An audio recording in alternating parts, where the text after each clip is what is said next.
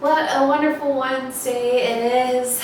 Hi guys, and here to give you some new ideas for Wednesday. We have some fun planned for you today. The first thing I want to share with you is another how to draw website called Draw So Cute. And it usually has some cutesy cartoon drawings, big eyes. I know some of our artists like drawing the little sparkles in the eyes. And they have a bunch of different levels and styles and objects to draw. So I linked that below. I have also got this awesome book that I'm going to read to you called How Artists See Families by Colleen Carroll. I have a collection of them in my art room about how artists see the world in different ways. And I'm going to share with you today a painting called Crossing the Pasture. It's a painting by Winslow Homer. He's an American artist who loved to do landscapes, and so this one has a couple of brothers in it. What would you do if you encountered a bull in a wide open field? That's exactly what is happening to the two brothers you see in this picture. Examine the background and you'll find the bull staring in their direction. They stand as still as statues, perhaps hoping to go unnoticed by the animal. The older brother seems calm and ready to protect his little brother. Look at the younger boy's expression. What do you think he's feeling? Do you think they'll make it back to the barn safely? The little boy looks scared to me. As you've seen, artists have many ways of expressing what it means to be family. Today, more than ever, families come in all shapes, sizes, and combinations, and just as every artist has his or her own style, every family has its own special qualities. So with that in mind, try making an artwork that celebrates your own family in your own unique style.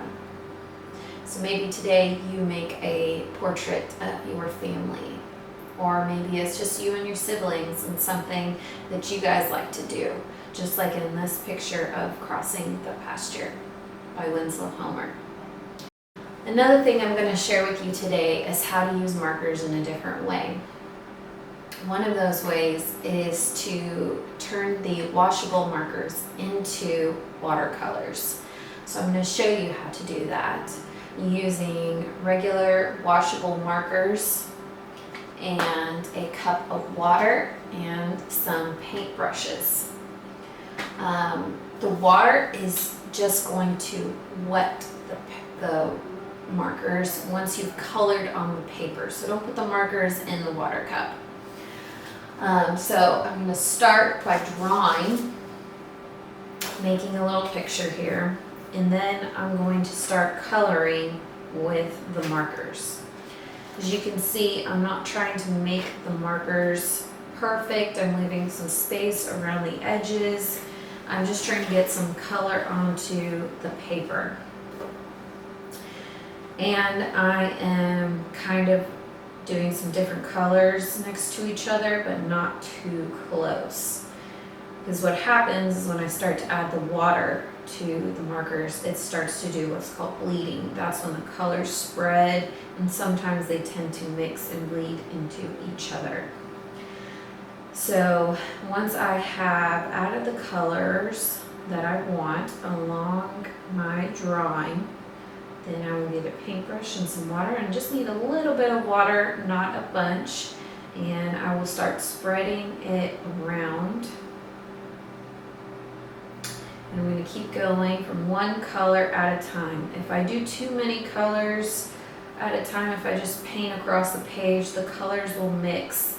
And so some people don't want that to happen, because sometimes when you mix those colors, they turn brown. And then it's not as bright as you originally wanted it to be. Sometimes artists are okay with colors mixing. Like this red had a little bit of blue still on the brush, and so it's mixing a little bit to be a darker red, but that is okay. I'm happy with that. And once I am done adding the water, I'm gonna let it dry for a second, and then I can go back and add some finishing touches to make it look like a finished painting. Now there are different ways that you can color in with your markers. Maybe you don't use the skinny markers, you can use the regular size markers, and that's okay. You can experiment and explore with this new technique. This is just another technique, a way to explore using markers in a new way. We turned them into watercolors so we could say that we also painted today. Alright, so there are a few options. Don't forget to send me any pictures of your work. I'd love to see what you guys are doing, what you're up to. I miss you, and I hope you guys have a wonderful day. See you tomorrow. Don't forget to wash your hands. Bye-bye.